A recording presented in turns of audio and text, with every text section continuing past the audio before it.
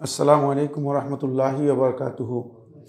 আলহামদুলিল্লাহি রাব্বিল আলামিন ওয়াসসালাতু ওয়াসসালামু আলা নাবিয়্যিল আমিন ওয়া আলা আলিহি ওয়া আসহাবিহি ওয়া মান তাবি'আহুম বিইহসান ইলা ইয়াউমিদ্দিন। আম্মা বা'দ, ফাইন্না খায়রাল হাদিসি কিতাবুল্লাহ ওয়া খায়রাল হাদী হাদী মুহাম্মাদিন সাল্লাল্লাহু আলাইহি ওয়াসাল্লাম ওয়া শাররাল উমুরি মুহদাসাতুহা ওয়া কুল্লু মুহদাসাতিন বিদআহ ওয়া কুল্লু বিদআতিন দালালাহ وكل ضلالة في النار. قال الله سبحانه وتعالى في كلامه المجيد: أعوذ بالله من الشيطان الرجيم إن الذين فرقوا دينهم وكانوا شيعا لست منهم في شيء. وقال رسول الله صلى الله عليه وسلم في حديث الحارث الأشعري رضي الله تعالى عنه قال: وأنا آمركم بخمس الله أمرني بهن: السمع والطاعة والجهاد والهجرة والجماعة، فإنه من فارق الجماعة قيد شبر فقد خلع ربقة الإسلام من عنقه إلا أن يرجع، ومن ادعى دعوى الجاهلية فإنه من جثى جهنم. فقال رجل: يا رسول الله، وإن صلى وصام؟ قال: وإن صلى وصام وادعوا بدعوى الله الذي سماكم المسلمين المؤمنين عباد الله. أخرجه الإمام أحمد في المسند والترمذي، وقال الترمذي حسن صحيح، وصححه الشيخ الألباني رحمه الله تعالى بما فيه من الخلاف. সম্মানিত উপস্থিতি, সম্মানিত দিনী ভাই বোনেরা, আজকের এই জুমাবারের হালাকায় প্রথমে আপনাদেরকে মুবারকবাদ জানাচ্ছি। আল্লাহ রাব্বুল আলামিনের অশেষ মেহেরবানিতে আমরা জুমাবারের যেই গুরুত্বপূর্ণ হালাকা রয়েছে সালাফদের মানহাজের উপর, সেই গুরুত্বপূর্ণ হালাকায় অংশগ্রহণ করতে পেরেছি, এই জন্য আল্লাহ তাআলা শুকরিয়া, আলহামদুলিল্লাহ। আমরা গত আলোচনায় সালাফদের মানহাজের অন্যতম গুরুত্বপূর্ণ একটি বিষয় নিয়ে কথা বলেছিলাম, সেটা হচ্ছে আসবাবু আল ইফতিরাক, যে কিভাবে মুসলিমদের মধ্যে ফিরকাবন্দির কারণগুলো দেখা দিয়েছে এবং কেন মুসলিমরা এই ফিরকাবন্দিতে লিপ্ত হয়েছে। সেখানে আমরা অনেকগুলো মৌলিক বিষয় আপনাদের সাথে শেয়ার করেছিলাম। তার মধ্যে মুদ্রা কথা হচ্ছে এই ইখতিলাফ আর ইফতিরাক দুইয়ের মধ্যে পার্থক্য রয়েছে। ইখতিলাফ হচ্ছে মতের মধ্যে ভিন্নতা, যেটাকে মত বৈচিত্র্য বা মত পার্থক্য বলা যেতে পারে। ইফতিরাক হচ্ছে মূলত বিচ্ছিন্নতা ও বিভক্তি, যেটাকে আপনি দলাদলি বলতে পারেন, মানে অর্থ করতে গিয়ে বোঝানোর জন্য যেটাকে দলাদলি বলতে পারেন। ইফতিরাকটা ইসলামে খুবই নিন্দিত বিষয়। ইখতিলাফ হতেই পারে, কোনো মাসআলায় একজন মুজতাহিদের বক্তব্যের সাথে আরেকজন মুজতাহিদের বক্তব্যে দ্বিমত হতে পারে।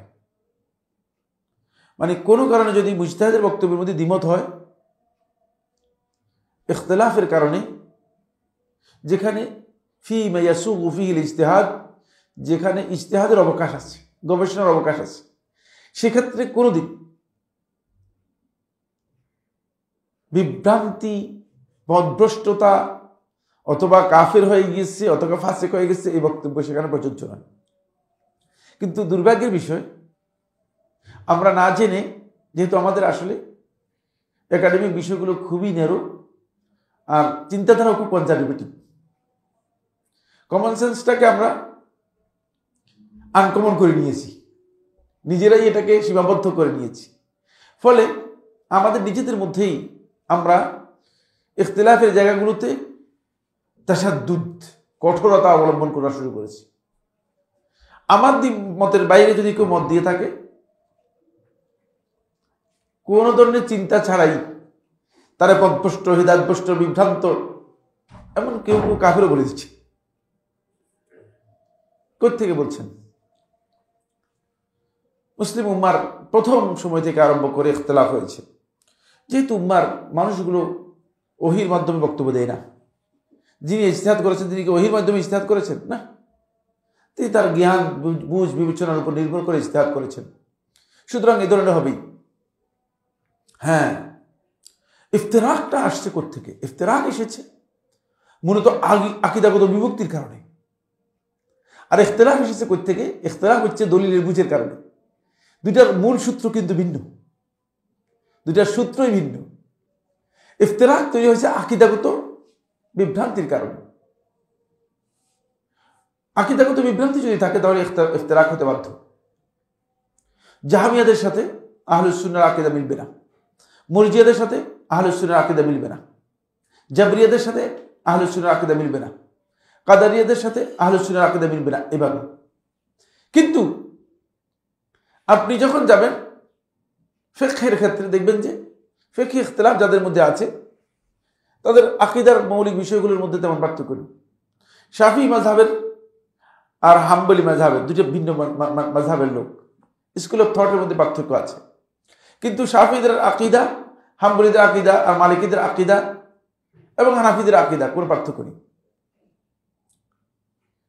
হয়তো একটি প্রশ্ন আসবে, সেটা হচ্ছে এই, আমরা তো হানাফিদের আকীদার মধ্যে পার্থক্য দেখতে পাচ্ছি। এই পার্থক্য কারা করেছে? ওই প্রবৃত্তির অনুসারী যারা আছে তারাই করেছে, পরবর্তীতে করেছে। যেহেতু আকীদার এই বিষয়গুলোকে তারা ইমাম আবু হানিফা রাহমাতুল্লাহ থেকে না নিয়ে অন্যদের কাছ থেকে নিয়েছে, ফলে সেখানে তাদের বিভ্রান্তি তৈরি হয়েছে। আমরা আজকের আলোচনায় যাব। এখানে আলোচনা করতে গিয়ে আমি গত আলোচনায় আমার মনে হয় সবগুলো পয়েন্টে আলোচনা হয়ে গিয়েছে আমার যতটুকু খেয়াল পড়ে। সালাফদের দাওয়াতের এই মৌলিক বিষয়টি, ফিরকাবন্দি এবং জামাত থেকে বিচ্ছিন্ন হওয়াটা, এটা হচ্ছে মূলত সালাফদের কাছে অত্যন্ত অপছন্দনীয় এবং খারাপ একটি বিষয়। এরপরে আজকের যে কায়দাটি আমরা আলোচনা করব সেটা হচ্ছে, এই মূলনীতিটি খুবই গুরুত্বপূর্ণ। সালাফদের আকীদা বা মানহাজের মূল কাঠামো হচ্ছে দুটি বিষয়ের উপর প্রতিষ্ঠিত। কয়টা বিষয়? কি কি শেখ ওসমান? কি কি আমরা বলেছি? এটা একটা হচ্ছে সুন্নাহ আর হচ্ছে জামাআহ। এই কারণেই নাম হয়েছে আহলুস সুন্নাহ ওয়াল জামাআহ। বুঝে আসছে? সুন্নাহ আর এটা কি আল জামাআহ, দুইটি মূলনীতির উপর প্রতিষ্ঠিত, সুন্নাহ এবং জামাআহ। সুন্নাহ কি জিনিস এটা আমরা আলোচনা করেছি, জামাআহ কি জিনিস সেটাও আলোচনা হয়েছে, ঠিক আছে কিনা? এবার আলোচনা করব জামাআত। জামাআহ যেটাকে বলতেছি, এটা কিন্তু আমরা গত আলোচনায় বলেছি যে এটা অনেকেই জামাতকে দল হিসেবে অনুবাদ করেছেন। এটা গলত। জামাত হচ্ছে আল ইজতিমা আলা কালিমাতিল হক, হকের উপর মানে একসাথ হয়ে থাকা, হকের উপর ঐক্যবদ্ধ থাকা, এটা হচ্ছে জামাতের উদ্দেশ্য। এই জন্য আব্দুল্লাহ ইবনে মাসউদ রাদিয়াল্লাহু তাআলা আনহু যখন জামাতের সংজ্ঞা দেন বা জামাতের পরিচয় করে দেন সাহাবী, তিনি বলেন যে মা ওয়াফাকাল হাক্কা ফাহুয়াল জামাআ ওয়া ইন কুনতা ওয়াহদাক, যেটা হকের অনুরূপ হবে, অনুগামী হবে, হকের সাথে মিলে যাবে, সেটাই হচ্ছে জামাত, যদিও তুমি সেখানে একজন হও। মানে জামাতের জন্য লোক বেশি হতে হবে এটাও শর্ত নয়। জামাত নির্ধারণ করা হবে না মানুষের উপস্থিতি বা সংশ্লিষ্টতার উপর নির্ভর করে। আপনার মাহফিলের লোক হচ্ছে 10 জন 20 জন, আরেকজন মাহফিলের লোক হচ্ছে 10 লাখ, তাহলে আপনি বলবেন যে ভাই আপনার এটা হচ্ছে জামাত নয়, আর এটা হচ্ছে জামাত। কেন? লোকের ভিত্তিতে না, হক আছে কিনা। জামাতের এই মৌলিক বিষয়টি, মানে জামাতের এই আকীদার মৌলিক বিষয়টি, এটা দুটি এলিমেন্টসের উপর প্রতিষ্ঠিত, যে দুটি এলিমেন্টস জামাতের জন্য অপরিহার্য। কয়টি বললাম? দুইটি বিষয়। এক নম্বর হচ্ছে ইমাম অথবা আমির, এক নম্বর হচ্ছে ইমাম অথবা কি আমির, দুই নম্বর হচ্ছে আল বাইআহ, বাইআত। 2 নম্বর হচ্ছে কি? বাইআত। তাহলে এই দুটি জিনিস যদি না থাকে তাহলে সেখানে জামাত নেই। সেখানে তিনি ব্যক্তিগতভাবে যতটুকু সম্ভব দিন পালন করবেন, সেখানে তিনি জামাতের ইসলামের মৌলিক চিন্তাধারা থেকে বিচ্ছিন্ন হবেন না। মুসলমানদের সাথে নিজেকে সম্পৃক্ত রাখবেন, কিন্তু সেখানে কোনো জামাত নেই। প্রথম হচ্ছে ইমাম, তারপর হচ্ছে কি? বাইআত। না মানে ইমাম আর আমির এক কথাই। ইমাম বলতে আমির একই জিনিস। কেউ কেউ ইমাম বলেছেন, কেউ কেউ আমির বলেছেন, নাম একই, বিশ্ব বোঝার উদ্দেশ্য। 2 নম্বর হচ্ছে বাইআত। 2 নম্বর হচ্ছে কি? বাইআত। বাইআত হচ্ছে গুরুত্বপূর্ণ একটি বিষয়, এলিমেন্টস। এটা উম্মার জন্য খুবই গুরুত্বপূর্ণ। গোটা উম্মার মাসলাহাতের সাথে জড়িত একটি বিষয় হচ্ছে, গোটা উম্মার স্বার্থের সাথে জড়িত বিষয় হচ্ছে বাইআত। এই ব্যাপারে আমি রাসূলুল্লাহ সাল্লাল্লাহু আলাইহি ওয়াসাল্লামের একটি হাদিস আপনাদের কাছে পড়ে শুনিয়েছি, যে হাদিসটি মূলত বাইআতের সাথে জড়িত, এবং আল্লাহ নবী সাল্লাল্লাহু আলাইহি ওয়াসাল্লাম এই হাদিসের মধ্যে বিষয়টি বিস্তারিত আলোচনা করেছেন। হাদিসটি বর্ণনা করেছেন হারিস আশআরী রাদিয়াল্লাহু তাআলা আনহু। হারিস আল আশআরী রাদিয়াল্লাহু তাআলা আনহু তিনি বলেন, قال রাসূলুল্লাহ সাল্লাল্লাহু আলাইহি ওয়াসাল্লাম, রাসূলুল্লাহ সাল্লাল্লাহু বলেন, ওয়া আনা আমুরুকুম বিখামসিন, আমি তোমাদেরকে 5টি বিষয়ের নির্দেশ দিচ্ছি। আল্লাহু আমারানি বিহিন, আল্লাহ তাআলা আমাকে এই 5টি বিষয়ের নির্দেশ দিয়েছেন। তাহলে বোঝা গেল রাসূলুল্লাহ সাল্লাল্লাহু আলাইহি ওয়াসাল্লাম আল্লাহর পক্ষ থেকে নির্দেশ প্রাপ্ত হয়ে এই 5টি বিষয় আমাদেরকে নির্দেশ দিচ্ছেন। আর 5টি বিষয় হচ্ছে আস-সামউ ওয়াত তাআহ, কথা মেনে নিতে হবে, শুনতে হবে এবং আনুগত্য করতে হবে। আমির এবং ইমামের কথা শোনা এবং মেনে নেওয়া আর আনুগত্য করা, এটা ফরজ। এটা হলো 1 নম্বর পয়েন্ট। এটা হচ্ছে বাইআতের বেলা বলা আছে। বাইআতের কাজটা কি? বাইআতের কাজ হচ্ছে আমির অথবা ইমাম যেটা বলবেন সেটা শুনবেন, মেনে নেবেন এবং আনুগত্য করবেন। এটা হচ্ছে বাইআতের দাবি। রাসূলুল্লাহ সাল্লাল্লাহু আলাইহি ওয়াসাল্লাম বাইআতকে উল্লেখ না করে বাইআতের দাবিটা উল্লেখ করেছেন। কেন? কারণ হচ্ছে যদি বাইআত উল্লেখ করতেন তাহলে মানুষ শুধু বাইআতটাকেই হাইলাইট করত, বাইআতের আসল জিনিসটি মানুষের কাছে অস্পষ্ট থেকে যেত, যে বাইআতটা কেন। ইমাম অথবা আমির অথবা রাষ্ট্র অথবা দেশের প্রধান শাসক যিনি হবেন, তার কাছে বাইআতের বিষয়টি কেন? বাইআতের বিষয়টি এই জন্য যে তিনি যা বলবেন তা আপনাকে শুনতে হবে। শোনা অর্থ সামা বলাতে শোনা নয়। সামের 2টি অর্থ। সামের কয়টি অর্থ? 2টি। সামের কয়টা অর্থ? একটা হচ্ছে আস-সামা মানে কান দিয়ে শোনা, লাহুম আযানুন লা ইয়াসমাউনা বিহা, তাদের কান আছে কিন্তু তারা কান দিয়ে শুনে না। আসলে কি শুনে না? শুনে, কিন্তু এটা হচ্ছে আসল যে জিনিসটা শোনার কথা সেটাই শুনে না, উদাসীনতা। সামা হচ্ছে কান দিয়ে শোনা। আরেকটা হচ্ছে শ্রবণ করা মানে মেনে নেয়া, ওইটা হচ্ছে লা ইয়াসমাউনা বিহা। শ্রবণ করা হচ্ছে মেনে নেয়া। সালাতের মধ্যে আপনি যখন সামি আল্লাহু লিমান হামিদা, আল্লাহ তাআলা শ্রবণ করেন লিমান, ওই ব্যক্তির, হামিদাহু যে তার কি করেছে, প্রশংসা করেছে। তো আল্লাহ তাআলা যার মানে যে আল্লাহর প্রশংসা করে তারটা শুনে, আর যে গালি দেয় তারটা শুনে না। কি মনে করেন? হ্যাঁ, কি কি কি মনে হয়? এটা যে আল্লাহ সম্পর্কে কুধারণা করে সেটা শুনেন না, এলোমেলো বলে সেটা শুনেন না। না, এখানে সামিআ অর্থ হচ্ছে ইস্তাজাবা, শুনেন এবং কি করেন না, কবুল করেন, গ্রহণ করেন, সাড়া দেন। বুঝতে পেরেছেন?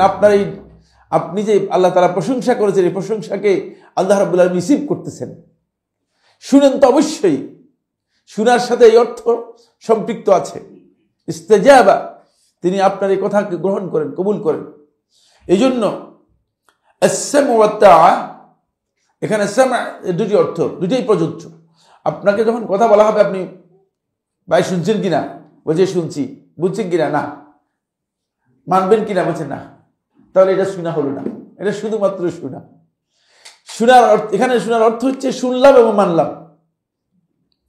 ফলে আরবদের একটা প্রবাদ ছিল, এমন প্রবাদের মতো, প্রবচনের মতো প্রচলিত, সামি'না ওয়া আতা'না, শুনলাম মানলাম, শুনলাম আনুগত্য করলাম।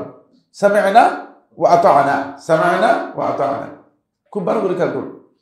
এটা হচ্ছে একটা টার্মিনোলজির মতো, এইখানে বাইআতকে বোঝানো হয়েছে। এটা প্রথম নির্দেশ। দ্বিতীয় নির্দেশ ওয়াল জিহাদ, জিহাদের নির্দেশ। আল্লাহ তাআলা তার রাসূলকে নির্দেশ দিয়েছেন জিহাদের, রাসূল আমাদেরকে নির্দেশ দিচ্ছেন জিহাদের। জিহাদ কিন্তু এখন ফরজ এখনো আছে।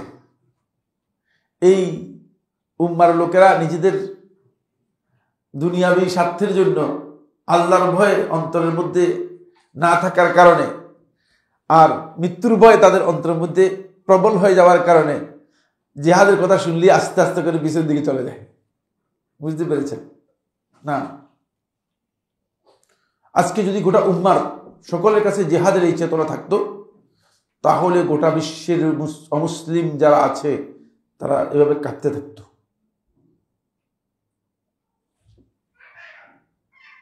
অর্ধ পাগল, পুরা পাগল, সবগুলো বুঝতেন না, একবার সোজা হয়ে যেত, সোজা হয়ে যেত। কারণ তারা বুঝতে পেরেছে যে মুসলমানদেরকে আমাদের কর্মচারী, আমাদের আমলা অথবা আমাদের তাবেদার বানাতে আমাদের অসুবিধা নেই, বিভিন্ন কৌশলে বানাতে পারবো। কারণ জিহাদ মুসলমানরা ভয় করে, মৃত্যুকে মুসলমানরা ভয় করে। এটা আল্লাহ নির্দেশ, রাসূলকে নির্দেশ দিয়েছেন, আমাদের জন্য নির্দেশ। ওয়াল হিজরা, হিজরতের নির্দেশ দিয়েছেন। হিজরত থাকবে, তবে হিজরতের ধরন এক ধরনের হবে না, সব প্রকারের হিজরত এক ধরনের হবে না, এটা অনেক লম্বা বিষয়। এরপর হচ্ছে ওয়াল জামাআহ, এবং জামাতের নির্দেশ দিয়েছেন। জামাত হচ্ছে হকের উপর ঐক্যবদ্ধ হওয়ার নির্দেশ দিয়েছেন। হারিস আল-আশআরী রাদিয়াল্লাহু তাআলার বক্তব্য থেকে বোঝা যায় জামাত এর এই নির্দেশ সুন্নাত না নফল? সুন্নাত না নফল? কি বুঝতে পেরেছেন? হ্যাঁ, ফরজ। আল্লাহু আমারানি বিহিন, আল্লাহ তাআলা নির্দেশ দিয়েছেন আমাকে। সুতরাং অবশ্যই মুসলিমদেরকে হকের উপর অবশ্যই ঐক্যবদ্ধ থাকতে হবে, অবিচল থাকতে হবে। হক থেকে মুসলিম বিচ্ছিন্ন হওয়ার কোনো সুযোগ নেই। বিভক্তি যখন আসবে, বোঝা যাচ্ছে সেই হক থেকে বাতিলের দিকে চলে গিয়েছে এবং পথভ্রষ্ট হয়ে গিয়েছে, হারামের মধ্যে চলে গিয়েছে। এরপরে রাসূলুল্লাহ সাল্লাল্লাহু আলাইহি ওয়াসাল্লাম এখানে যে সমস্যা হবে সেটা উল্লেখ করতেছেন। ফাইন্নাহু মান ফারাকাল জামাআতা কায়দা শিবরিন, যেই ব্যক্তি এক বিগত পরিমাণ জামাত থেকে সরে গেল, জামাত থেকে বিচ্ছিন্ন হয়ে গেল। আল্লাহ রাসূল সাল্লাল্লাহু আলাইহি ওয়াসাল্লাম একটা বাহ্যিক উদাহরণ দিয়েছেন। এর উদ্দেশ্য যে এক বিগতে গেলে সমস্যা হবে সেটা নয়, মানে ছোট একটা বিষয় নিয়েও আপনি কোন অবস্থাতে মুসলমানদের যে জামাত রয়েছে, জামাতুল মুসলিমিন আছে, মুসলিমদের এই জামাত থেকে আপনি নিজেকে বিচ্ছিন্ন করার সুযোগ নেই, নিজেকে বিচ্ছিন্ন করতে পারবেন না। যদি আপনি নিজেকে বিচ্ছিন্ন করেন তাহলে আপনি গুনাহগার হবেন। কি বলছেন? ফাকাদ খালা রিবকাতাল ইসলাম মিন উনুকিহি, সে তার গলা থেকে ইসলামের যে রশি রয়েছে, ইসলামের সেই রশি তার গলা থেকে সে খুলে ফেলল, মানে সে অনেকটা ইসলাম থেকে বিচ্ছিন্ন হয়ে যাচ্ছে। কারণ ইসলামটা এর সাথে যুক্ত, সুতরাং ইসলাম থেকে নিজেকে সরিয়ে নিয়ে গেল। ইল্লা আইয়ারজা, আবার ফিরে আসা পর্যন্ত, আবার সেই ইসলামের দিকে ফিরে আসা পর্যন্ত সে ইসলামের রশি নিজের গলা থেকে বের করে নিয়ে গেল। ওমান দাআ দাওয়াল জাহিলিয়া, আর তিরমিজির এই রাওয়ায়াতের মধ্যে এসেছে ওমান ইদ্দাআ দাওয়াল জাহিলিয়া, যে এই দাবি করে জাহিলি যুগের যেই সমস্ত দাওয়াত আছে, জাহিলি যুগের যেই সমস্ত কথা আছে, এগুলো দিয়ে মানুষদেরকে ডাকে। ফাইন্নাহু মিন জুসা জাহান্নাম, সেই ব্যক্তি মূলত জাহান্নামের মানে যেই অঙ্গার রয়েছে তাই অঙ্গারে রূপান্তরিত হয়ে গেল, মানে জাহান্নামের অংশ হয়ে গেল। আল্লাহ রাসূল সাল্লাল্লাহু আলাইহি ওয়াসাল্লাম কত কঠিন শব্দ বলেছেন, ফাইন্নাহু মিন জুসা জাহান্নাম, সে জাহান্নামের অঙ্গারগুলোর মধ্যে একটি, মানে সে জাহান্নামের, তার জন্য জাহান্নাম যে নিশ্চিত। আল্লাহ রাসূল সাল্লাল্লাহু আলাইহি ওয়াসাল্লাম কথা বললেন, ফাকারা রাজুলুন, এক ব্যক্তি বললেন, ইয়া রাসূলুল্লাহ, আল্লাহ রাসূল সাল্লাল্লাহু আলাইহি ওয়াসাল্লাম, ওয়া ইন সামা ওয়া সাল, যদিও সে সিয়াম এবং সালাত আদায় করে তাহলেও কি এরকম হবে? তখন ক্বালা ওয়া ইন সাল্লা ওয়া সামা, যদিও সেই নামাজ, সালাত এবং সিয়াম আদায় করে, কারণ হচ্ছে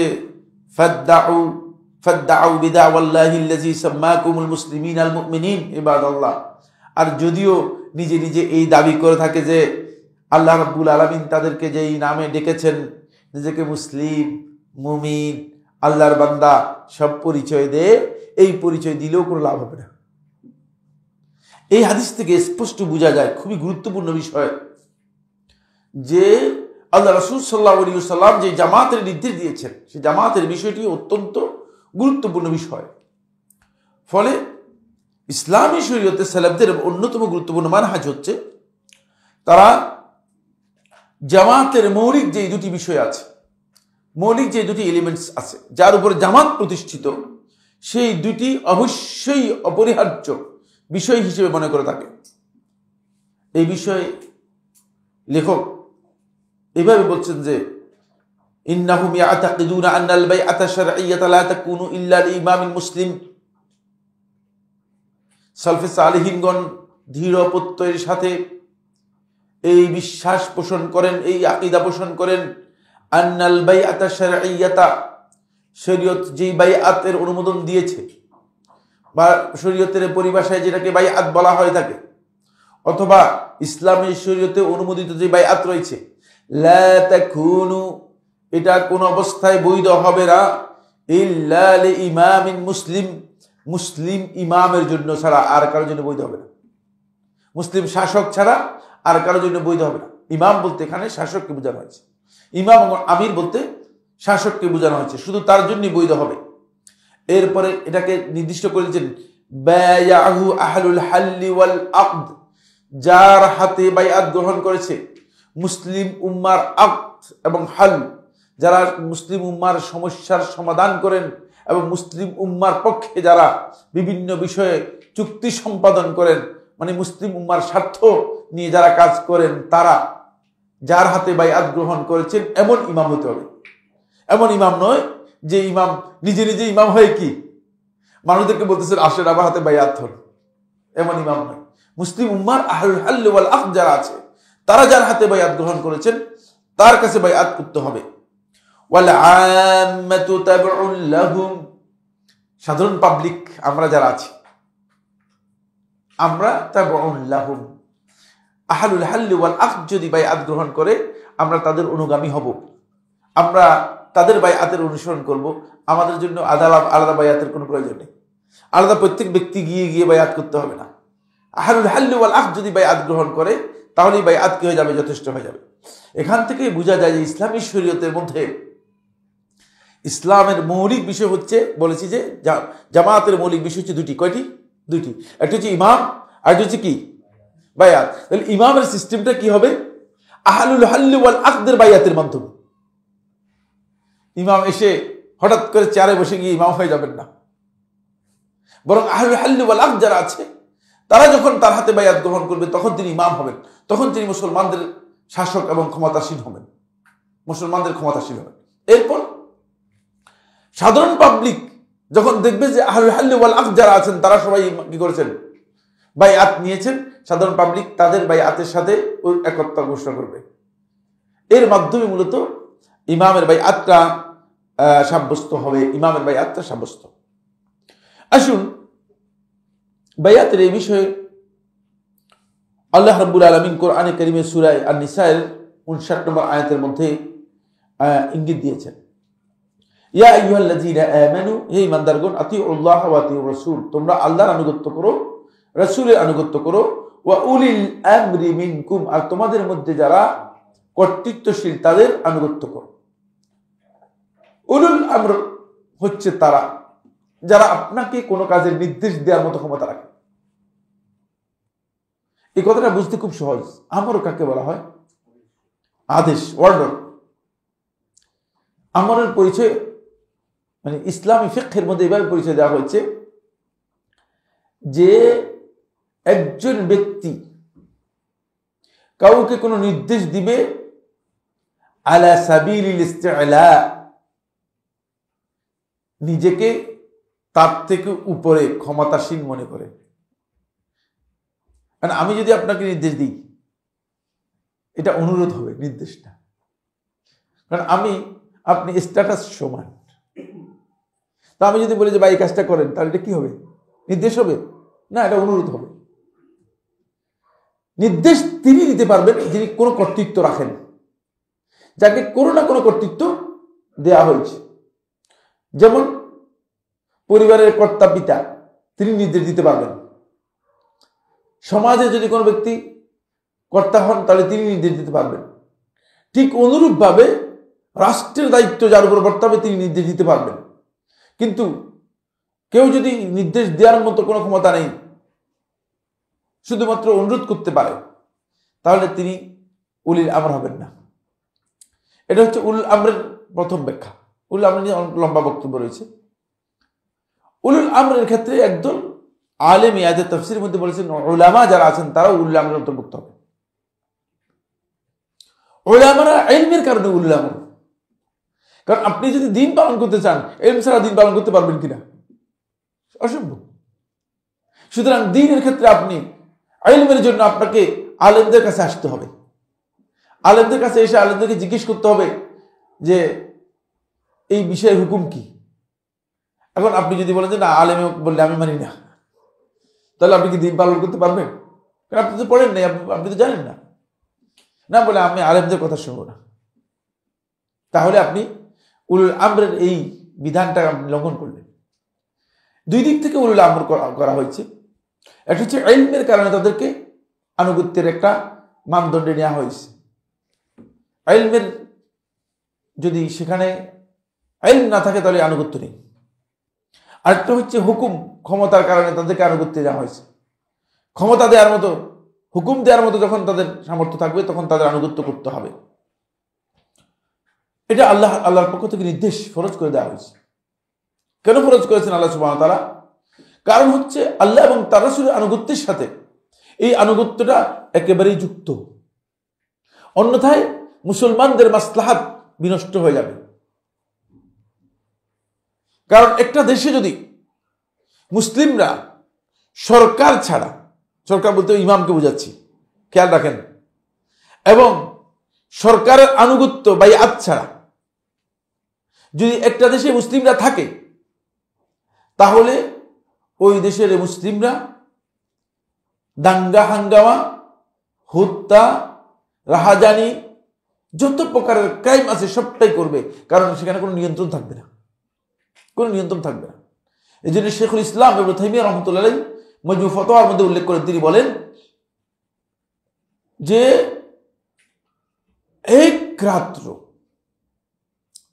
ইমাম এবং বাইআত ছাড়া মুসলমানদের থাকা 60 বছরের ইবাদতের চেয়ে অনেক ক্ষতিকর, অনেক ভয়ঙ্কর।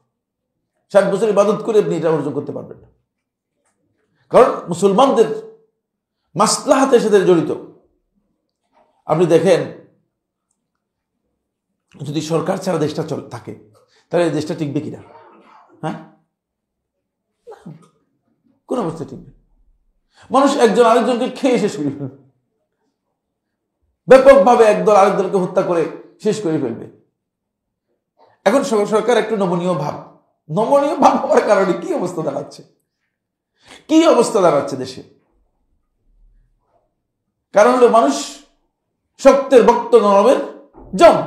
মানে যদি শক্ত হয়ে যেত, তাহলে কিন্তু এই অবস্থা হতো না। যেহেতু সরকার একটু নমনীয় ভাব, প্রতিদিন মিছিল, প্রতিদিন ঢাকা শহরে জ্যাম, প্রতিদিন ঢাকা শহরে গন্ডগোল। তার কারণ হচ্ছে ওই সরকার যে একটু ঢিলাঢালা। আর যদি সরকার নাই থাকে, তাহলে কি অবস্থা হতো? এটা খুব কমন সেন্স দিয়ে চিন্তা করা যায়। ফলে এই বিষয়টি রাসূলুল্লাহ সাল্লাল্লাহু আলাইহি ওয়াসাল্লাম খুবই গুরুত্ব দিয়েছেন। আসুন এরপরে রাসূলুল্লাহ সাল্লাল্লাহু আলাইহি ওয়াসাল্লাম একাধিক হাদিসের মধ্যে এই ব্যাপারে নির্দেশনা দিয়েছেন। হাদিসটি সহিহ বুখারীতে এসেছে 693 নম্বর হাদিস, সহিহ মুসলিমে এসেছে আবু যর রাদিয়াল্লাহু তাআলা থেকে 4861 নম্বর হাদিস। আন আনাস ইবনে মালিক রাদিয়াল্লাহু তাআলা আনহু, আনাস ইবনে মালিক রাদিয়াল্লাহু তাআলা থেকে বর্ণিত, তিনি বলেন قال রাসূলুল্লাহ সাল্লাল্লাহু আলাইহি ওয়াসাল্লাম, রাসূলুল্লাহ বলেছেন ইসমাউ ওয়া আতিউ, তোমরা শুনবে এবং মানবে, তোমরা শোনো এবং আনুগত্য করো। কারণ তোমরা যদি অবাধ্য হয়ে যাও, আনুগত্যের বাইরে চলে যাও, তাহলে তোমাদের জন্য অকল্যাণ রয়েছে। ফাইনুস্তুমিলা আলাইকুম আবদুন হাবশি, যদি কোনো কারণে হাবশি গোলাম তোমাদের উপর কর্তৃত্বে চলে আসে, কর্তৃত্ব দিয়ে হয়, তাকে যদি তোমাদের গভর্নর, তোমাদের আমির, তোমাদের শাসক, তোমাদের প্রশাসক হিসেবে নিয়োগ দেওয়া হয়, আব্দুন হাবশি, হাবশি গোলাম, কাআন্না রাসাহু যাবিবা, তার মাথাটা মনে হচ্ছে যেন যাবিবা। কিসের মতো? যাবিবা হচ্ছে আপনার কিসমিস আছে না, কিসমিস, মানে মাথাটা, মানে মাথা তো মানুষের শক্ত হয়, গিলু টিলু ভিতরে থাকে, আর হাবা গোবা টাইপের মানুষ যখন হয় তখন মাথা একটু বাঁকা টাকা হয়, অনেকটু বড় হয়, অনেক সময় একটু কি হয়, ঢিলা টানা হয়। মনে হচ্ছে যেন তার মাথাটা একটু হাবা গোবা ঢিলা যাবিবা, কিসমিসের মতো। রাসূলুল্লাহ উদাহরণ দিচ্ছেন। আসেন, আল্লাহ রাসূল সাল্লাল্লাহু আলাইহি ওয়াসাল্লাম বললেন যে আব্দুন হাবশি, যদি তোমাদের উপর কোনো হাবশি, হাবশি গোলাম তোমাদের উপর কি করা হয়, কর্তৃত্ব দেওয়া হয়। কেন বললেন এই উদাহরণ দিলেন? এক নম্বর খেয়াল করুন, আব্দ গোলাম কোনদিন আমির হতে পারে না।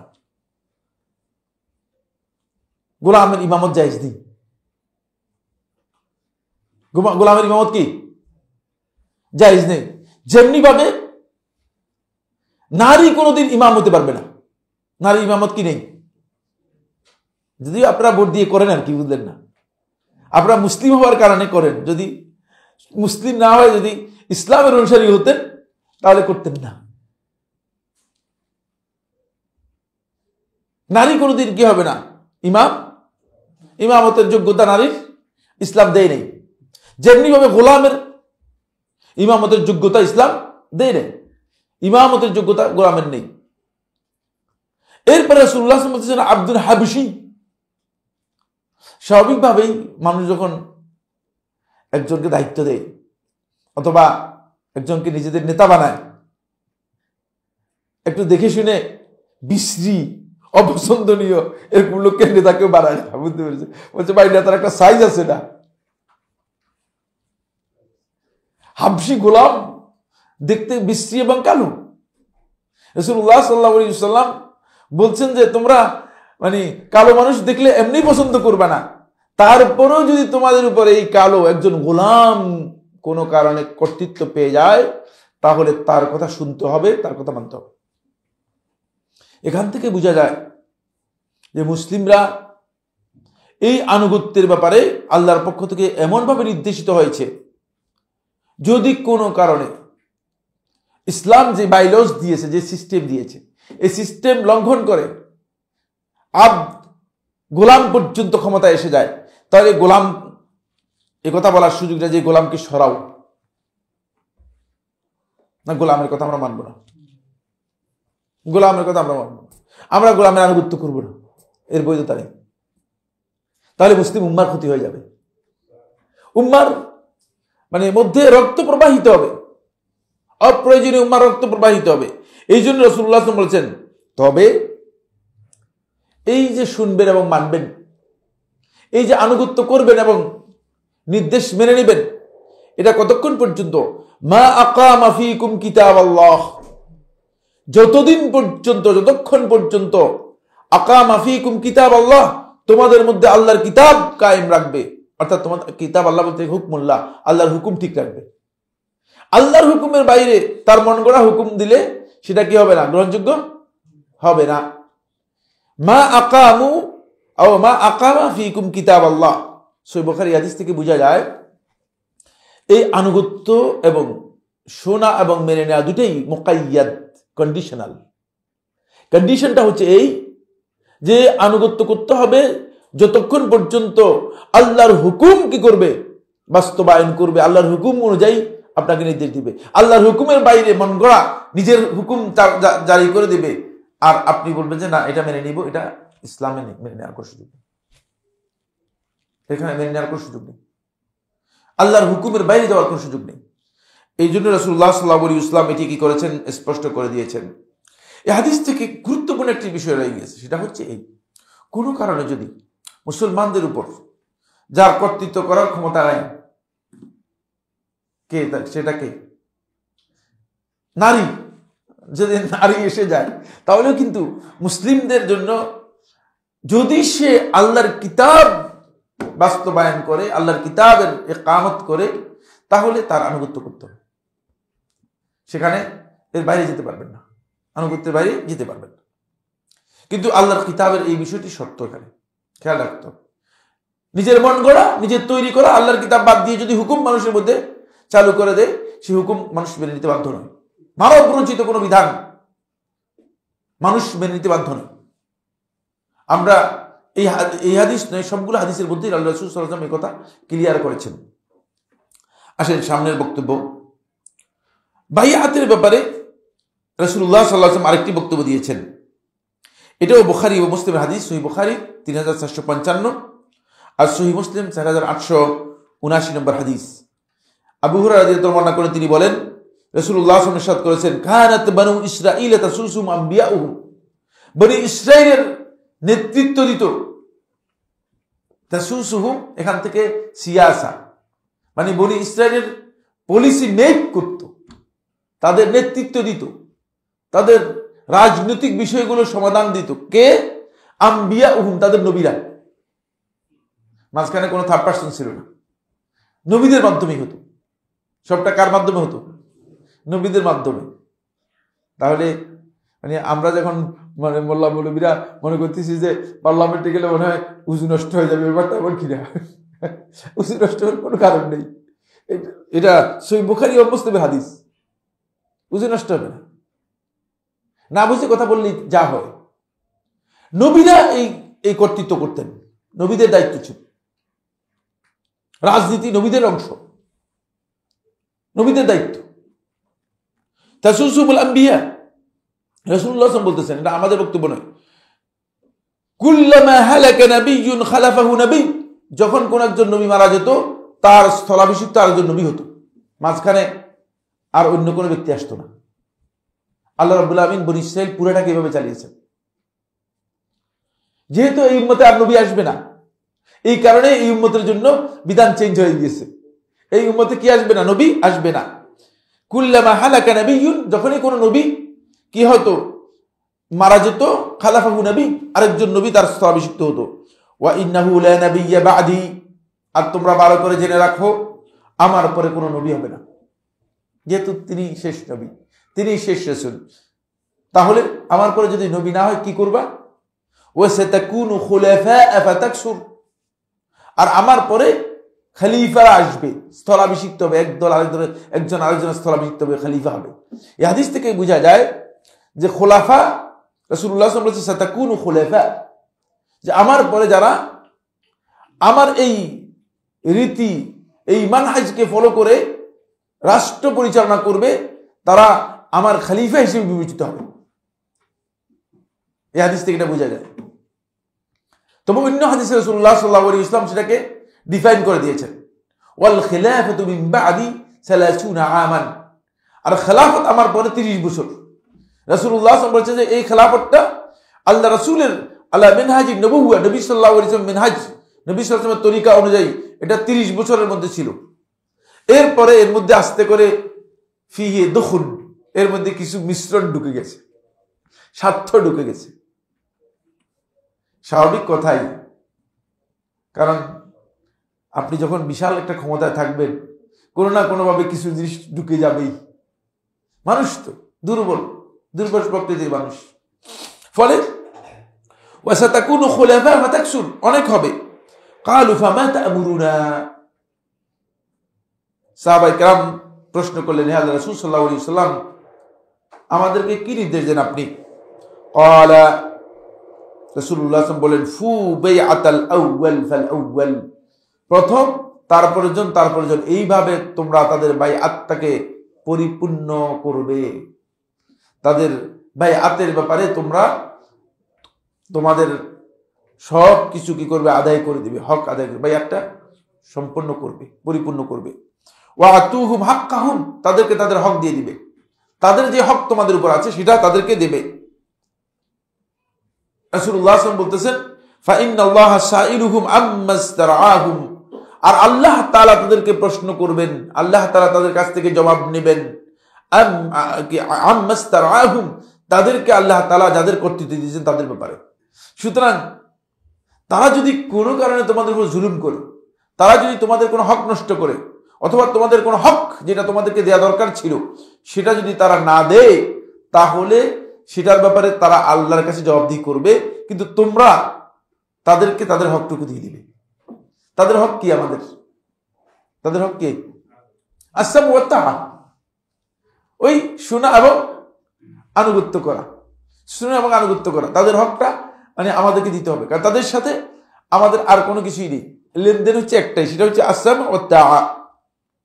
এই হাদিস থেকে বোঝা যায় যে আল্লাহ রাসূল সাল্লাল্লাহু আলাইহি ওয়াসাল্লাম স্পষ্ট করে বলেছেন যে যারা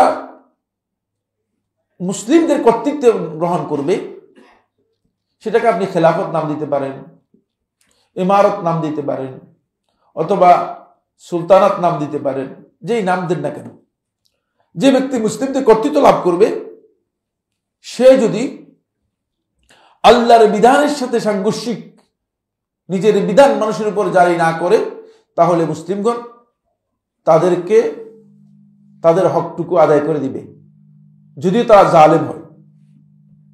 তো যদিও তারা কি হয়? জালেম হয়। এটা এই জন্য বলা হয়েছে কারণ মুসলিমরা যদি সেখানে আনুগত্য এবং শ্রবণ এর থেকে যদি সরে যায়, তাহলে মুসলমানদের উপর বিপর্যয় নেমে আসতে পারে। সেটা হচ্ছে মুসলমানদেরকে হত্যা করতে, নির্বিচারে হত্যা করতে পারে। এখন ইসলাম কোনোভাবে চায় না যে একজন মুসলিম আরেকজন মুসলিমকে হত্যা করুক। রাসূলুল্লাহ সাল্লাল্লাহু আলাইহি ওয়াসাল্লাম মুনাফিকদেরকে চিনতেন এবং জানতেন, কিন্তু একজন মুনাফিককে আল্লাহ রাসূল সাল্লাল্লাহু আলাইহি ওয়াসাল্লাম হত্যা করেননি। মুনাফিকদের সম্পর্কে রাসূল সাল্লাল্লাহু আলাইহি ওয়াসাল্লাম জানতেন, ক্লিয়ার জানতেন, কিন্তু রাসূলুল্লাহ সাল্লাল্লাহু আলাইহি ওয়াসাল্লাম হত্যা করেন নাই। ইসলামে এই হত্যার বিধান নেই। এই জন্য কারণ হচ্ছে তাহলে মানুষের কাছে এটা প্রচার হয়ে যাবে যে মুসলমানরা মুসলমানদেরকে হত্যা করতেছে। এখন তো মুসলমানদের মধ্যে মুসলমানরা যুদ্ধ বাজিয়ে দিয়ে বলতেছে যে এটা জিহাদ করতেছি। এর নাম কি দিয়েছি আমরা? জিহাদ নাম দিয়েছি। করো, জিহাদের পদ্ধতি এটা নয়। মুসলমানদের মধ্যে মুসলমানদেরকে যুদ্ধ করাচ্ছেন না, আবার বলতেছেন জিহাদ। এটা জিহাদ হলো না, এটা মন করা জিহাদ। মুসলমানদের মধ্যে কোনোভাবেই রক্ত প্রবাহিত মুসলমানদের যদি না হয়, এটা হচ্ছে মুসলমানদের চিন্তা করতে হবে। হ্যাঁ, মুসলিমদের মধ্যে যদি মুসলিমও বিভিন্ন ধরনের রয়েছে। এখন যে মুসলিম আছে বেশিরভাগই কি আইডি মুসলিম, আইডি কার্ডের মুসলিম। আসলে এই মুসলিম নয়, বরং মুশরিকের চেয়েও ঘৃণ, নিকৃষ্ট, হীন, এরকম মুসলিম আছে। আছে কি নেই? আপনি দুই একজনের নাম আমি বলতে পারবো, কিন্তু বললাম না। এমন অবস্থা যে ইসলামকে সে এমন ভাবে ঘৃণা করে, শিরককে, কুফরিকে, সকল বাতিল আকীদাকে তার অন্তর্গত ঘৃণা নেই, ইসলামের প্রতি ঘৃণা এত বেশি। অথচ সে নিজে নাম মুসলিমের নামধারী, মুসলিমের পরিচয় দিচ্ছে। কিভাবে সম্ভব? এর কারণ হচ্ছে আসলে সে মুসলিম না, মুনাফিক। মুসলিমের বেশ ধারণ করেছে অথবা মুসলিমের নাম গ্রহণ করেছে। তাদের মূলত তাদের কথা এখানে বলা হচ্ছে না। তারা আসলে ইসলামের কিচ্ছু না। মুসলমানদের মধ্যে ওই মুসলিমরাই মুসলিম যে ইসলামকে পালন করে, যে ইসলাম পালন করেন তাকে মুসলিম শুধু নামকে ওয়াস্তে বলতে হবে, শুধু নামকে ওয়াস্তে মুসলিম। সেক্ষেত্রে যদি সে কাফের এবং মুশরিকদের পথ অনুসরণ করে থাকে, তাহলে সে এই হুকুমের মধ্যে আসবে না। আদি ইবনে হাতিম আত-তাঈ রাদিয়াল্লাহু তাআলা বর্ণনা করেন, তিনি বলেন, কুলনা ইয়া রাসূলুল্লাহ, আমরা বললাম হে আল্লাহর রাসূল সাল্লাল্লাহু আলাইহি ওয়াসাল্লাম, লা নাসআলুকা আন তাআতি মান ইত্তাকা, আমরা আপনাকে প্রশ্ন করতেছি না যে ব্যক্তি মুত্তাকি পরহেজগার তার আনুগত্যের ব্যাপারে। কারণ যদি সরকার, রাষ্ট্রপ্রধান, ইমাম যদি মুত্তাকি হয়, তার আনুগত্যের ব্যাপারে আমাদের কোনো অসুবিধাই তো নেই, সে তো আনুগত্য করবোই। আমরা আল্লাহ ওয়ালা লোকের আনুগত্য করবো না, কার আনুগত্য করবো, এটা নিয়ে আমরা প্রশ্ন করতেছি না। ওয়ালাকিন মান ফাআলা ওয়া ফাআল, তার ব্যাপারে প্রশ্ন করতেছি যে মানে যত অন্যায় আছে সেগুলো সবটাই করে আর আমাদের উপরে জুলুম করে। একদিকে অন্যায় করে, আরেকদিকে কি আমাদের উপর জুলুম করে, তার ব্যাপারে প্রশ্ন করতেছি। ফাযাকারা শার, তার ক্ষতির বিষয়গুলো উল্লেখ করলেন। ফাকালা, তখন রাসূলুল্লাহ সাল্লাল্লাহু আলাইহি ওয়াসাল্লাম বললেন, ইত্তাকুল্লাহ, তোমরা আল্লাহকে ভয় করো, তোমরা আল্লাহকে ভয় করবে। তার কারণ এরা মুসলমানদের ক্ষতির কারণ হয়ে যেতে পারে। এই জন্য এই ক্ষেত্রে শুধু আল্লাহর ভয় তোমাদের অন্তর্ভুক্ত থাকবে। ওয়াসমাউ ওয়া আতিউ, তাদের কথা শুনবে এবং মানবে। ইমাম আবু আসিম ইবনে আবি আসিম রাহমাতুল্লাহ আলাইহি কিতাবুস সুন্নাহর মধ্যে বর্ণনা করেছেন, নাসরুদ্দিন আলবানী রাহমাতুল্লাহ আলাইহি সহিহ বলেছেন, এই হাদিস থেকে বোঝা যায় যে কোনো কারণে যদি জুলুম করে বসে, জালেম হয়ে যায়, তাহলে কিন্তু তার আনুগত্যের বিষয়টি ইসলামে গুরুত্বপূর্ণ। আন ওমর ইবনে খাত্তাব রাদিয়াল্লাহু তাআলা আনহু, ওমর ইবনে খাত্তাব থেকে বলেন, তিনি বলেন, قال রাসূলুল্লাহ সাল্লাল্লাহু আলাইহি ওয়াসাল্লাম, রাসূলুল্লাহ সাল্লাল্লাহু আলাইহি ওয়াসাল্লাম বলেছেন, মান আরাদা বুহবুহাতাল জান্নাতি ফাআলাইহি বিল জামাআ, যে ব্যক্তি জান্নাতের সুঘ্রাণ পেতে চায় অথবা জান্নাতের মাঝে নিজের অবস্থানকে নিশ্চিত করতে চায়, সে যেন জামাতের সাথে নিজেকে সম্পৃক্ত রাখে। জামাতের সাথে বলতে কোন দল নয়, মুসলিম জামাত যেটাকে বোঝানো হচ্ছে, মুসলমানদের জামাতের সাথে নিজেকে সম্পৃক্ত রাখে। ফাইন্না শাইতানা মাআল ওয়াহিদ, কারণ শয়তান একজনের সাথে তার কাজটা এক্সেস বেশি। এটা আমি বলি নাই, রাসূলুল্লাহ বলতেছেন। এই জন্য মানুষ আলাদা হবেন না। যত আপনি বিচ্ছিন্ন হয়ে যাবেন, তত শয়তানের কাছাকাছি চলে যেতে পারেন। এই কারণে রাসূলুল্লাহ বলতেছেন, ফাইন্না শাইতানা মাআল ওয়াহিদ, শয়তান একজনের সাথে থাকে, একজনের সাথে শয়তানের অ্যাক্সেসটা বেশি। কারণ আপনাকে এভাবে না ওভাবে, এভাবে না এভাবে আপনাকে কি করতে পারবে, বুঝায়, ভুল বুঝাই দিতে পারবে। ওয়া হুয়া মিনাল ইসনাইনি আবআদ, দুইজন থেকে শয়তান দূরে সরে যায় আস্তে করে। কারণ দুইজন থাকলে একজন বলবে, ভাই এই কাজটা এরকম করলে কেমন হয়, আর বলবে না এটা এরকম করলে ভুল হবে। শয়তান সেখানে থাকার সুযোগ থাকবে না। শয়তান ওয়াসওয়াসাও দিতে পারে না, এবং শয়তান দুইজনের মাঝখানে প্রবেশ করে কোনো পরামর্শ দিয়ে কি করতে পারে না, কাজ করতে পারে না। এই জন্য রাসূলুল্লাহ সাল্লাল্লাহু আলাইহি ওয়াসাল্লাম বলেছেন যে দুইজন হলেও সেটাকে জামাত বলেছেন। এই হাদিস থেকে বোঝা যায় দুইজন হলেও সেটা জামাত, দুইজন হলেও সেটা মানে মুসলমানদের জন্য কল্যাণকর। সুতরাং কোনোভাবেই মুসলিম পরিপূর্ণরূপে বিচ্ছিন্ন হবে না। কিন্তু এই চেতনা আমাদের মধ্যে কাজ করে নেই। পরে আমাদের মসজিদগুলোতে যখন দেখবেন, নামাজের পরে দেখতেছি যে প্রত্যেকটা লোক একা একা নামাজ পড়তেছে, শত শত লোক মসজিদের মধ্যে একা নামাজ পড়তেছে। ইন্না লিল্লাহি ওয়া ইন্না ইলাইহি রাজিউন। এরা কিছুই বুঝে নাই, ইসলামের কিছুই বুঝে নেই, জামাতের কিছুই বুঝে নেই। শুধু জামাতের সালাতের কথা বলতেছি, গোটা উম্মার কথা তো আলোচনাই করতেছি না। সালাতের বিষয়টাও বুঝে নেই। 50-60 জন লোক মসজিদের মধ্যে জামাত হয়ে গিয়েছে, একা একা সালাত আদায় করতেছে। কি ইসলাম বুঝলেন? অথচ আল্লাহ রাসূল সাল্লাল্লাহু আলাইহি ওয়াসাল্লাম বলছে যে দুইজনের কাছে আসতে করে শয়তান আসতে পারে না, একা থাকার কোনো সুযোগ নেই। ইবাদতের ক্ষেত্রে যেখানে জামাত ইবাদতের মূল বিষয়, সেখানে অবশ্যই জামাত হচ্ছে গুরুত্বপূর্ণ। আপনি অবশ্যই জামাতে সালাত আদায় করবেন। 5 জন লোক 10 জন লোক একা একা সালাত আদায় করতেছে, সালাতের কোনো বিধান বুঝে নেই। কোত্থেকে এগুলো আবিষ্কার করেছে? নিজেদের মন গড়া বিধান, এবং মানুষদেরকে সেটা বোঝাচ্ছে। এই হাদিস থেকে বোঝা যায় যে জামাতের অনুসরণ করা এবং জামাতের সাথে নিজেকে একেবারে সম্পৃক্ত সংযুক্ত রাখা, এটা ইসলামে ফরজ বিষয়। আর এই জামাতের সম্পৃক্ততার বিষয়টি মৌলিক দুটি জিনিসের সাথে জড়িত। একটা হচ্ছে ইমাম, আর একটা হচ্ছে কি বাইআত, মানে সামনে বাইআতটা আসতেছে। আর আব্দুল্লাহ ইবনে উমর রাদিয়াল্লাহু তাআলা আনহু, আব্দুল্লাহ ইবনে উমর থেকে বর্ণিত, তিনি বলেন, আনি নবী সাল্লাল্লাহু আলাইহি ওয়াসাল্লাম, নবী সাল্লাল্লাহু আলাইহি ওয়াসাল্লাম থেকে বর্ণিত, ক্বালা আসসামু ওয়া তাআ আলাল মারইল মুসলিমি ফিমা আহাব্বা ওয়া কারিহা, মুসলিম ব্যক্তির উপর পছন্দ করুক অথবা অপছন্দ করুক, তাকে শুনতে হবে, মানতে হবে, শ্রবণ করতে হবে এবং আনুগত্য করতে হবে। সে মানে পছন্দ করুক অথবা পছন্দ না করুক, মা লাম ইউমার বিমাসিয়াহ, যতক্ষণ পর্যন্ত তাকে আল্লাহ তাআলার অবাধ্যতার নির্দেশ দেয়া না হবে। ফাইজা আমারা বিমাসিয়াতিন ফালা সামআ ওয়ালা তাআ, যদি আল্লাহ তাআলার অবাধ্যতার নির্দেশ দেয় তাহলে সেখানে কোনো আনুগত্য, সেখানে কোনো শ্রবণ আর আনুগত্য নেই, শোনা মানা কোনোটাই নেই। মাসিয়া বলতে এখানে কবিরাকে বোঝানো হয়েছে, কবিরা গুনাহকে বোঝানো হয়েছে। মাসিয়াটা যদি মুজাররাদ থাকে তাহলে কবিরা গুনাহ হয়, আল্লাহ তাআলার অবাধ্যতা পরিপূর্ণ যেখানে রয়েছে। কারণ সগীরা গুনাহগুলো মানে মৌলিকভাবে আল্লাহ তাআলার অবাধ্যতা নয়, এটা হচ্ছে আল্লাহ তাআলার পথ থেকে বিচ্যুত হওয়া। এই জন্য সগীরা গুনাহগুলোকে আল্লাহ সুবহানাহু ওয়া তাআলা বান্দার বিভিন্ন আমলের মাধ্যমে ক্ষমা করে দেন, রিমুভ করে দেন, মুছে দেন। আমল নামার মধ্যে যদি আপনি সত্যিকার সবগুলো আমল ঠিকঠাক মতো করেন, সগীরা গুনাহগুলো দেখবেন যে নাই। যখন আমল নামা দেওয়া হবে দেখবেন যে কি সগীরা গুনাহ তো নেই। কারণ ওই যে বিভিন্ন সময় বিভিন্ন নেক আমলের মাধ্যমে সগীরা গুনাহগুলো কি হয়েছে, সবগুলো রিমুভ হয়ে গেছে, মুছে দিয়েছেন আল্লাহ তাআলা। কিন্তু কবিরা গুনাহ হচ্ছে অবাধ্যতা আল্লাহ তাআলা, আর সিয়াম যেটা আল্লাহ তাআলার অবাধ্যতা, সেটা হচ্ছে কবিরা গুনাহ। এর ক্ষেত্রে আসুন, এখান থেকে বোঝা যায় যে বাইআত ইসলামে অত্যন্ত গুরুত্বপূর্ণ একটি বিষয়, যেটি মুসলমানদের জন্য আল্লাহ এবং তার রাসূলের নির্দেশনা এবং নির্দেশ। এই বাইআতকে আহলে হাদিস মুহাদ্দিসিনগণ আল্লাহ রাসূল সাল্লাল্লাহু আলাইহি ওয়াসাল্লাম বাইআতকে 5 ভাগে ভাগ করেছেন। এবার আমরা একটু ডিটেইলস যাব।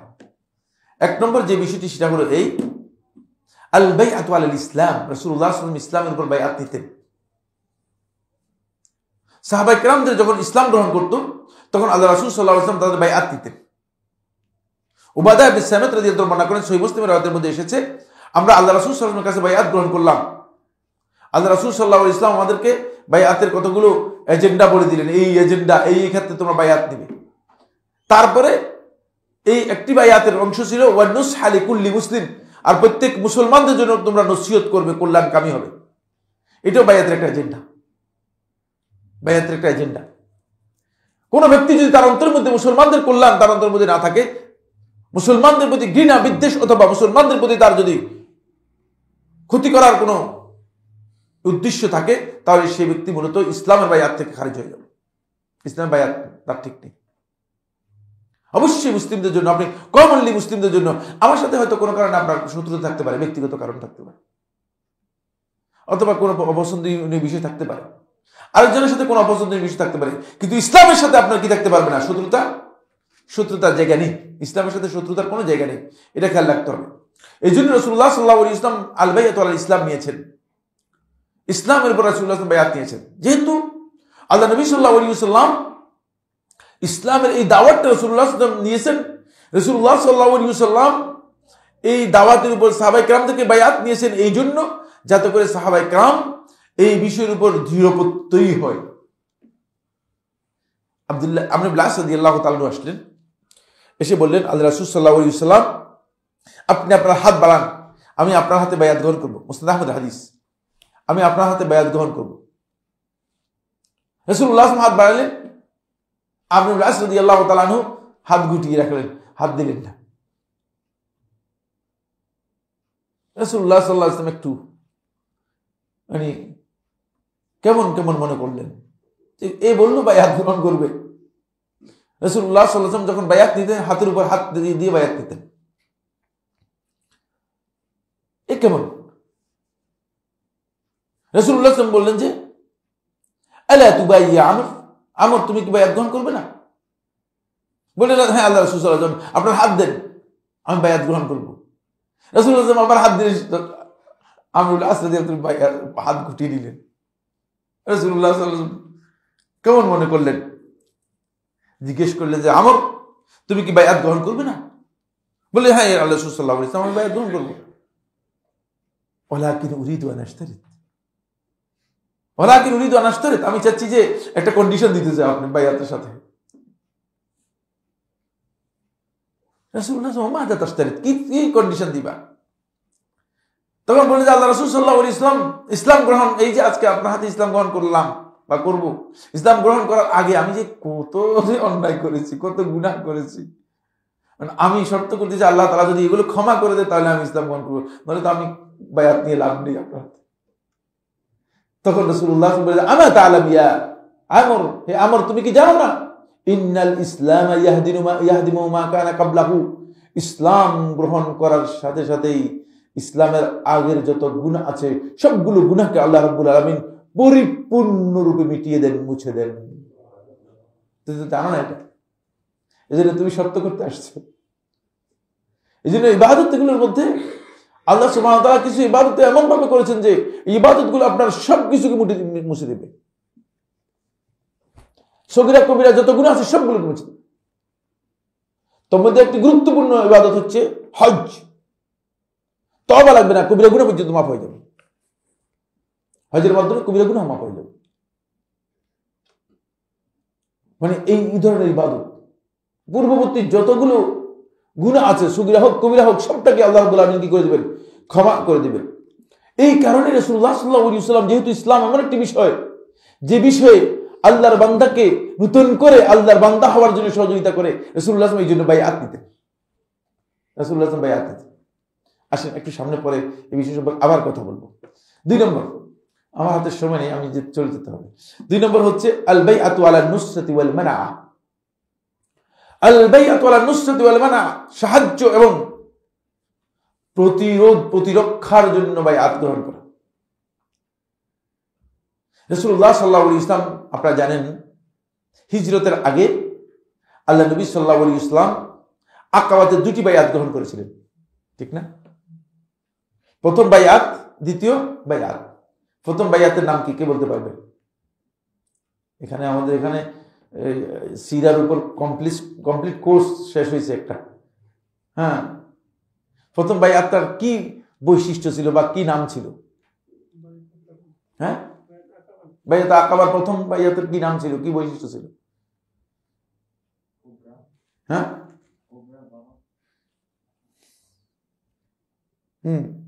এটা আলোচনা হয় না এখানে, হয়েছে নিশ্চয়ই, ভুলে গেছেন, এটা হতে পারে। প্রথম বাইআতটার নাম হচ্ছে বাইআতুন নিসা, মহিলাদের বাইআত। কিসের বাইআত? রাসূলুল্লাহ সাল্লাল্লাহু আলাইহি ওয়াসাল্লাম মহিলাদের বাইআত নিতেন ইসলামের এই কাজ করার জন্য। ছোট ছোট কাজ যেগুলো আছে সেগুলো করার জন্য বাইআতুন নিসা, মহিলাদের বাইআত দিতেন। প্রথম বাইআতটা ছিল বাইআতুন নিসা, কি শুধুমাত্র তোমরা ইসলাম পালন করবে, ঈমান ঠিক রাখবে, তোমরা মানুষকে কারোর প্রতি অপবাদ দিবে না, এগুলোর উপর বাইআত নিয়েছিলেন। দ্বিতীয় যে বাইআত আকাবা, দ্বিতীয় বাইআতটা ছিল বাইআতুন নুসরাতি ওয়াল মানা। সেটা হচ্ছে, এটাকে বলা হয় তাকে বাইআতুল জিহাদ। রাসূলুল্লাহ সাল্লাল্লাহু আলাইহি ওয়াসাল্লাম তাদের হাতে বাইআত নিয়েছেন যে তোমরা যদি ইসলাম গ্রহণ করো তাহলে আমাকে প্রোটেক্ট করতে হবে। যদি সত্যিকার ইসলাম গ্রহণ করো তাহলে আমাকে সাহায্য করে আমার দুশমন যারা আছে তাদের থেকে আমাকে প্রোটেক্ট করতে হবে। তখন উপস্থিত ছিলেন ৭২ জন লোক, নারী এবং পুরুষ মিলিয়ে। তারা সবাই বলেছে আল্লাহ রাসূল সাল্লাল্লাহু আলাইহি ওয়াসাল্লাম, আমরা আমাদের জীবন দিয়ে হলো আপনাকে প্রোটেক্ট করব। এই বাইআত করেছিলেন, আমাদের জীবন দিয়ে হলে আপনাকে প্রোটেক্ট করব। সুতরাং সেই বাইআতটা ছিল শক্তিশালী বাইআত। এই জন্য রাসূলুল্লাহ সাল্লাল্লাহু আলাইহি ওয়াসাল্লাম এই বাইআতুন নুসরা ওয়াল মানা, উসমান ইবনে আফফান রাদিয়াল্লাহু তাআলা যখন হুদায়বিয়ার সন্ধির সময় যখন মক্কায় প্রবেশ করলেন, তখন একটা রিউমার চতুর্দিকে এসে গেল যে উসমানকে হত্যা করা হয়েছে। রাসূলুল্লাহ সাল্লাল্লাহু আলাইহি ওয়াসাল্লাম যে গায়েব জানতেন না, এর দলিল হচ্ছে এটাই। রাসূল সাল্লাল্লাহু আলাইহি ওয়াসাল্লামের কাছে একটু আসলো, এসে বলল যে আল্লাহ রাসূল সাল্লাল্লাহু আলাইহি ওয়াসাল্লাম উসমানকে তো হত্যা করে ফেলেছে। রাসূলুল্লাহ সাল্লাল্লাহু আলাইহি ওয়াসাল্লাম ভীষণ রাগান্বিত হলেন। রাসূলুল্লাহ সাল্লাল্লাহু আলাইহি ওয়াসাল্লাম সাহাবায়ে কেরামদেরকে ডাকলেন, আসো তোমরা আমার হাতে বাইআত গ্রহণ করো। উসমানকে সাহায্য করার জন্য, যদি তারা সত্যিকার উসমানকে হত্যা করে থাকে তাহলে উসমানের হত্যার প্রতিশোধ না নেওয়া পর্যন্ত আমি এখান থেকে যাব না। তখন সাহাবায়ে কেরামদেরকে সবাইকে বাইআত দিলেন। রাসূলুল্লাহ সাল্লাল্লাহু আলাইহি ওয়াসাল্লাম সবাই হাত থেকে বাইআত দিলেন যে এটার প্রতিশোধ না নেওয়া পর্যন্ত এখান থেকে আমি যাব না, হত্যা করা হয়নি। এরপরে 3 নম্বর হচ্ছে আল বাইআতু আলাল হিজরা, হিজরাতের উপর বাইআত। রাসূলুল্লাহ সাল্লাল্লাহু আলাইহি ওয়াসাল্লাম হিজরতের উপর বায়াত নিতে। যখন হিজরত ফরজ হয়ে গেল তখন রাসূলুল্লাহ সাল্লাল্লাহু আলাইহি ওয়াসাল্লাম সাহাবায়ে কেরামদেরকে বলতেন যে তোমরা হিজরত করে যাও, কারণ এখন আর তোমাদের এখানে সুযোগ নেই। কতদিন পর্যন্ত তুমি মারি খাবে? মারি খাওয়ার তো একটা আছে, মানে মানুষের ধারণ ক্ষমতা আছে না, মানে সহিষ্ণুতার একটা ক্ষমতা তো আছে। আপনি কতদিন পর্যন্ত মারি খাবেন? আদৌ কত চলবেন কিনা? রাসূলুল্লাহ সাল্লাল্লাহু আলাইহি ওয়াসাল্লাম এই জন্য বললেন যে না, কারণ তোমরা যদি নিজেদেরকে ফিতনার মধ্যে, ইবতিলার মধ্যে নিয়ে যাও তাহলে তোমাদের অবস্থা খারাপ হয়ে যাবে। এই জন্য তোমরা হিজরত করে যাও, যেখানে নিরাপদ জায়গা আছে নিরাপদ জায়গায় চলে যাও। ফলে হিজরতের উপর রাসূলুল্লাহ সাল্লাল্লাহু আলাইহি ওয়াসাল্লাম বায়াত দিলেন। 4 নম্বর, রাসূলুল্লাহ সাল্লাল্লাহু আলাইহি ওয়াসাল্লাম জিহাদের উপর বায়াত দিলেন। যখন জিহাদ ফরজ হলো তখন সাহাবায়ে কেরামদেরকে রাসূলুল্লাহ সাল্লাল্লাহু আলাইহি ওয়াসাল্লাম জিহাদের উপর বায়াত দিলেন। 5 নম্বর, পঞ্চম হচ্ছে আল বাইআতু আলাস সামি ওয়াত তাআ।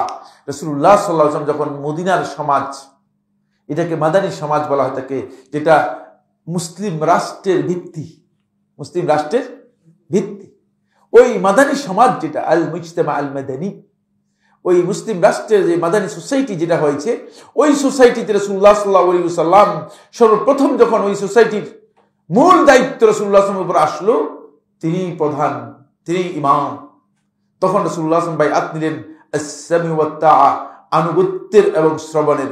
এই বাইআত রাসূলুল্লাহ সাল্লাল্লাহু আলাইহি ওয়াসাল্লাম সবার কাছ থেকে নিলেন, মুসলিম অমুসলিম সবার কাছ থেকে নির্বিশেষে নিলেন, কারণ হচ্ছে এটা রাষ্ট্রীয় বাইআত। সুতরাং এই বাইআতটা যে কোনো ব্যক্তি নিতে পারবে না। এবার আমরা যাবো যে বাইআতের আলেমরা বাইআতের কি প্রকার করেছেন। আজকে আলোচনার মধ্যে আমরা আর যেতে পারছি না।